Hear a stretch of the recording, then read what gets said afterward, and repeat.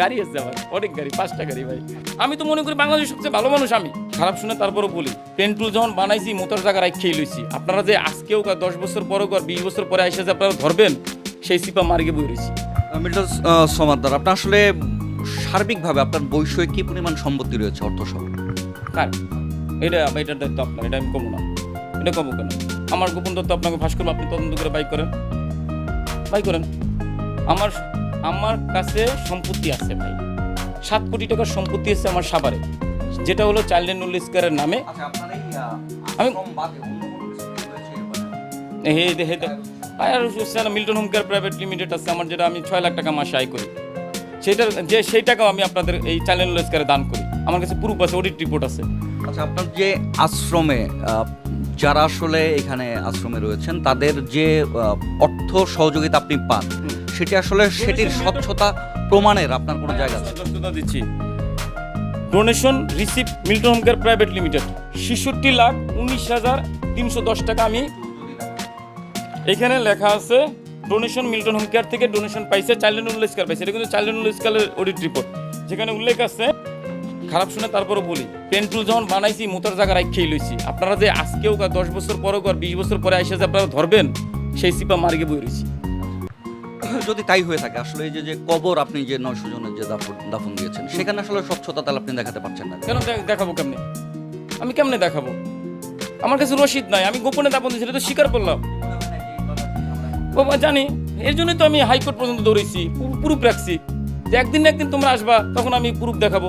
আমার দোষ তো না, তোমরা বাংলাদেশের প্রশাসন কেন দায়িত্ব নেয় নাই? আমি এতবার চিঠি চালাচালির পরেও তারা কেন আমারে একটা চিঠি দিয়ে বলে নাই যে ভাই তুই এই কাগজটা দেখাই দে, কবর দিস? আপনার ফেসবুক ফলোয়ার আসলে কত? 1,68,00,000। 1 কোটির উপরে। আপনি যে আসলে কাজগুলো করেন সেটি মানবিক কাজ, কিন্তু আপনার যে প্রচার আসলে যেভাবে চালাচ্ছেন, অনেকের মনে হচ্ছে যে আসলে মানবিক কাজে এতটা প্রচারণা কোনো মানুষ যদি সে সৎ হয়ে থাকে সে চালাবে কি? চালাবো না কেন? কেন চালাবো না? আমার দোষটা কোথায়? আমার কাছে 300 মানুষ আছে, 255 জন শিশু, এই বিদ্যা 45টা শিশু, 6টা পাগলি, 6টার পাগলির বাচ্চা আছে, আমার 100 স্টাফ আছে।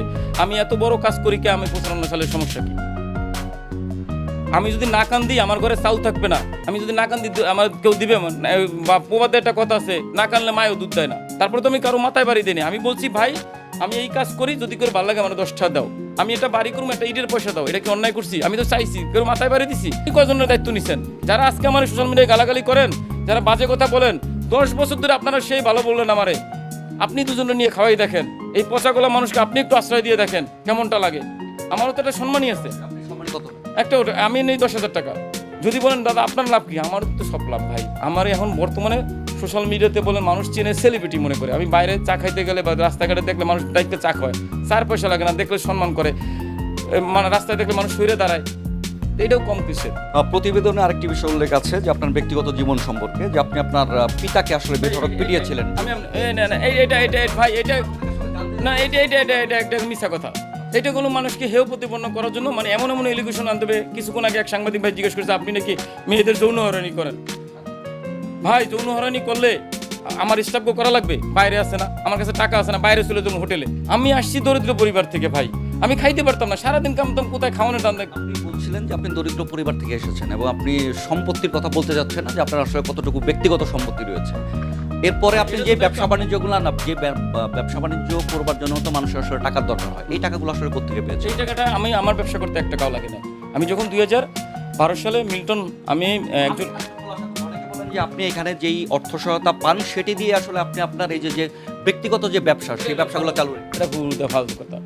আমার যে ব্যবসা ভাই, বিনা পয়সার, বিনা চালানের ব্যবসা। কিরকম ব্যবসা আমি বলি? ব্যবসা নাকি চ্যারিটি? মানে আপনার জায়গা থেকে আসলে চ্যারিটি যদি হয়, এটা চ্যারিটি। এটা যেটা নিয়ে কথা উঠছে এটা চ্যারিটি। আমার ব্যক্তিগত ব্যবসা হলো বিনা চালানের ব্যবসা। সেটা কিরকম আপনি বলি, এটা কিভাবে সম্ভব? আমি আপনাকে নিয়োগ দিব, আমার এক টেবিল চেয়ার আছে, আপনাকে আমি নিয়োগ দিছি, আপনারা একটা বাসায় কাজে পাঠাবো, যে আপনি ওইখানে যে বয়স্ক বৃদ্ধ মানুষকে সেবা দিবেন। সারাদিন নার্স নেই, আয়া ওয়ার্ড বয় দেয়, যারা আইসিইউ সিসিউর পেশেন্ট, পুরুষের জন্য পুরুষ দেয়, মহিলাদের জন্য মহিলা দেয়। মাস শেষে ওনারা একটা বেতন দেয়। মাস শেষে ওনার কাছ থেকে আমি 40,000 30,000 টাকা নেই, নিয়ে স্টাফের সাথে চুক্তি হলো 25,000 28,000 টাকা। মাঝখান দিয়ে আমি একটা প্রফিট করি, সিকিউরিটি কোম্পানির মতো। এখানে কোনো আমাদের পুঁজি লাগে না এবং এই ব্যবসা করেও আমি মাসে 6 লাখ টাকা আয় করি, মাসে 6 লাখ টাকা আয় করি। মাস জাস্ট আমি একটা মিডিয়া, আমি একটা স্টাফকে নিয়োগ দিয়ে আমার প্রতিষ্ঠানে রেখে দিছি। ওই স্টাফকে যখন দরকার হবে আপনি সারাদিন সাংবাদিকতা করেন, আপনার বাবা মা বৃদ্ধ আছে বাসায়, পরিচর্যা করার জন্য লোক নাই, আপনি আমার সাথে চুক্তি করবেন, দাদা আমার মাকে দেখার জন্য 2টা লোক দিবেন, আপনি কত নেবেন? আমি বলবো 48,000 টাকা নেব। দেন ওই ছেলেটা আপনার সাথে একটা এগ্রিমেন্ট হবে, ওই ছেলেটা মেয়েটা আপনার বাসায় যাবে প্রতিদিন, যাই 12 ঘন্টা আপনার বাবা মার সাথে থেকে আসবে। মাস শেষে আপনি আমাকে বিলটা দেবেন, দেওয়ার পরে ছেলেদের বেতন দেবো। মাস শেষে আমি 18, 10,000, 12,000 টাকা প্রফিট করবো।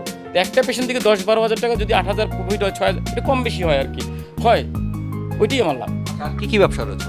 আমার মেডিকেল, অনেক সময় মেডিকেল সাপ্লাই দেই, মানুষের বাসায় হসপিটাল বেড কিনে দেয়। গাড়ি আছে আমার, অনেক গাড়ি, 5টা গাড়ি ভাই।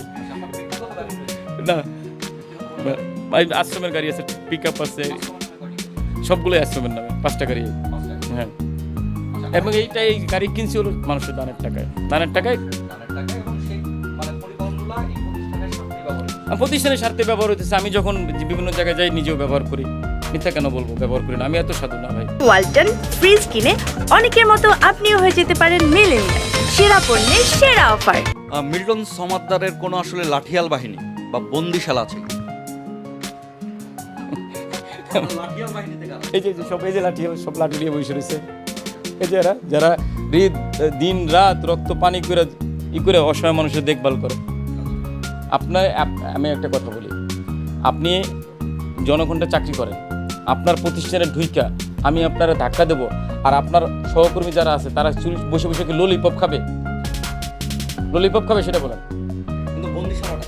হ্যাঁ, খুঁজে ভিতরে ঢুকে দেন, আপনারা খুঁজে বাই করেন। আমরা তো ছেড়ে দিছি, আমি তো সারাদিন প্রশাসন আসছে, সারাদিন আপনারা আসতেছেন, খুঁজে বাই করেন। এর আগেও আপনারা আসছেন না, এর আগেও তো আপনারা নিউজ করছেন আমার জন্য, তো আপনারা খুঁজে বাই করেন, তারপর আপনারা প্রকাশ করে দেন। ভাই, কোনো যদি এরকম বন্দিশালা টর্চার সেলের জায়গা পান, প্রকাশ করেন, আমার অসুবিধা কি? আপনাদের তো একটাই অনুরোধ করতেছি ভাই, আমি যত এলিগেশন করছি সেগুলো প্রুফ করেন। এরকম একটি অভিযোগ যদি মানে সরাসরি আপনার বিরুদ্ধে করা হচ্ছে, আপনার জায়গা থেকে আসলে আপনার কি করণীয় বা কোনো কিছু করতে চান কিনা?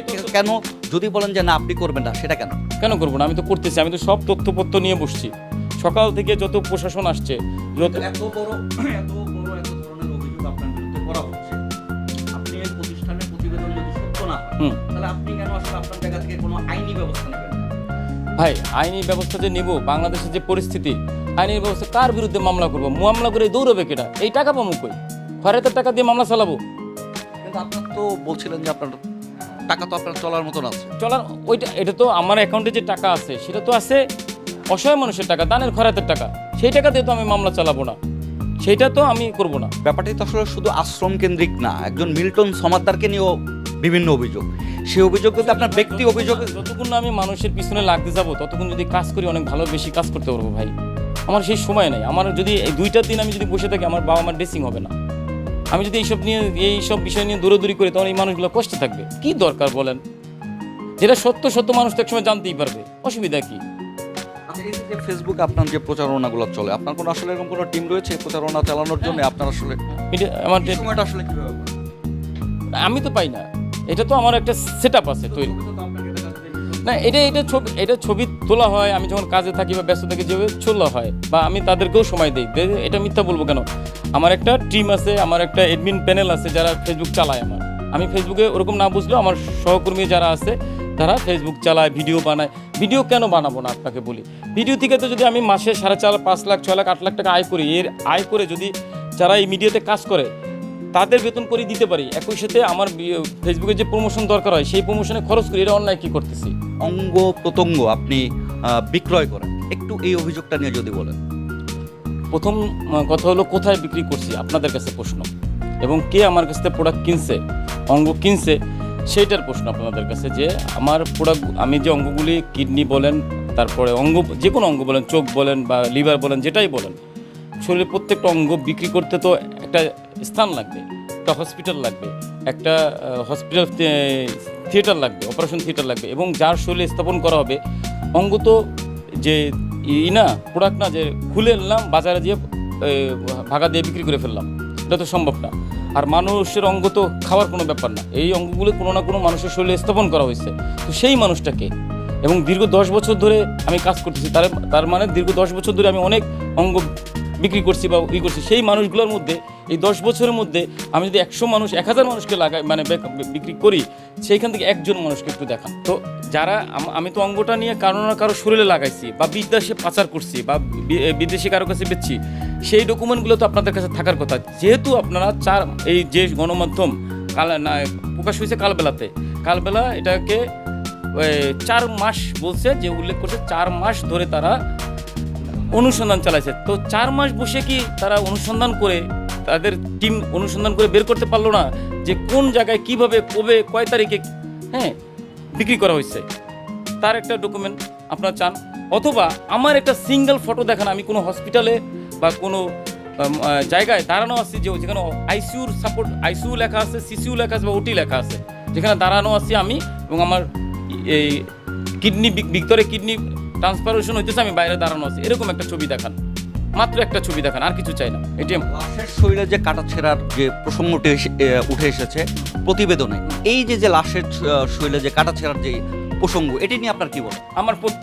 আমার কাছে যত বাবা মা আছে প্রত্যেকটা শরীরেই কাটা ছেঁড়া এবং আছে। আপনাদের দেখাইলে এটা ভাইলেন্স ধরবে আপনাদের, তারপর আপনাদের দেখাই, আপনারা ব্লার করে দেন, জয় করেন। এই যে উনি রাস্তায় পড়েছিল, লুঙ্গিটা শক্ত করে বাঁধা ছিল, ঘষায় এখানে ঘা হয়ে গেছে, দাগ হয়ে গেছে। এটা দাগ, এটা অপারেশনের দাগ না, এটা দাগ। ওনার পা নাই, ওনার আঙ্গুল নাই, ওনার প্রসাবের রাস্তা নাই। তাহলে বর্তমানে যে কথাটা বলতেছিলাম, যে বর্তমানে আমরা গল্প শুনি যে বিসির অনেক দাম, পুরুষের বিসি, একটা বিসি নাকি 50 লাখ টাকা বেচা যায়, ওনার তো বিসিই নাই। তাহলে এই বিসি আমি খুলে বিক্রি করে ফেলাইছি। আমার প্রত্যেকটা বাবা মার শরীরে ঘা পচন আছে। আমরা সেই সমস্ত মানুষকে রাস্তা থেকে তুলে আনি যাদের নিজের শরীর বহন করার মতো ক্ষমতা নাই, যারা উঠে চলাফেরা করতে পারে না। একই সাথে যাদের কাছে মানুষ যায় না, পচা দুর্গন্ধে রক্ত বমি পোকায় আক্রান্ত হয়ে রাস্তায় পড়ে থাকে, তাদেরকে রাস্তা থেকে তুলে আনি, পরিচর্যা করি। এখন বলবেন কেন পরিচর্যা করি? ভাই, এরা তো কুকুর বিড়াল না, এরা তো মানুষ, এদের তো একটা অধিকার আছে, বা এরা তো আমাদের মতো, আপনিও যে কোনো সময় এই অবস্থাতে আসতে পারি। সেই জায়গাটা থেকে মানবিকতার থেকে করতেছি। এখন পর্যন্ত আসলে কতজন মানুষের আসলে দাফন কাজে আপনি সহায়তা করেছেন? আমাদের 900 বাবা মা এখানে মারা গেছে। কালবেলার প্রতিবেদনে যেটি গণমাধ্যমের যে প্রতিবেদনে যেটি আসলে প্রকাশিত হয়েছে, যে সেখানে 835 জনের আসলে সংখ্যাটি তারা পেয়েছেন না, 835 জনের সংখ্যা পাননি, বাকি যে কজনের সংখ্যা তারা সেই সরজমিনের প্রতিবেদনে পেয়েছেন। তারা ওইভাবে তদন্ত করে নাই। আপনাদের একটা জিনিস বলি, আমরা যে মানুষগুলোকে রাস্তা থেকে তুলে আনি, তাদের ভোটার আইডি কার্ড থাকে না, জন্ম নিবন্ধন থাকে না, তাদের কোনো পরিচয় পাওয়া যায় না। এমনকি আমরা কয়েকবার পিবিআই এর মাধ্যমে ফিঙ্গারিং দেওয়ার চেষ্টা করছি, তো রাস্তায় চলতে তাদের শরীরের ফিঙ্গারিংও আসে না, পরিচয় সনদ খুঁজে পাওয়া যায় না।